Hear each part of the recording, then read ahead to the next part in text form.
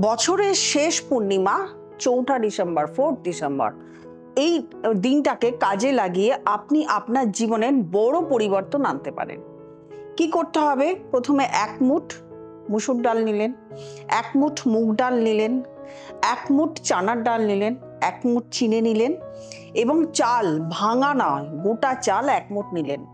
একটি মাটির পাত্রে সমস্তটুকু রাখলেন, তার সঙ্গে এক গাঁট আলা হলুদ নিলেন, শুকনো গাঁট 1 গাঁট আলা হলুদ নিলেন, নিয়ে একটি মাটির পাত্রে রাখলেন এবং পূর্ণিমার দিন রাতে সেই পাত্রটা নিয়ে গিয়ে ফাঁকা জায়গায়, আপনার ছাদ যেখানে লাগবে চাঁদের আলো, আপনার ছাদ বা আপনার বারান্দা বা আপনার উঠোন যেখানে চাঁদের আলো লাগবে, ওটা বাটিটাকে নিয়ে বসবেন, পূর্ব দিকে মুখ করে বসবেন, বসে মন্ত্র বলবেন, ওম নমো ভগবতে বাসুদেবায়। এই মন্ত্রটা 108 বার করে বলবেন। বলার পরে পাত্রটাকে এনে লাল কাপড় দিয়ে মুড়ে আপনি আপনার রান্নাঘরে রেখে দিন।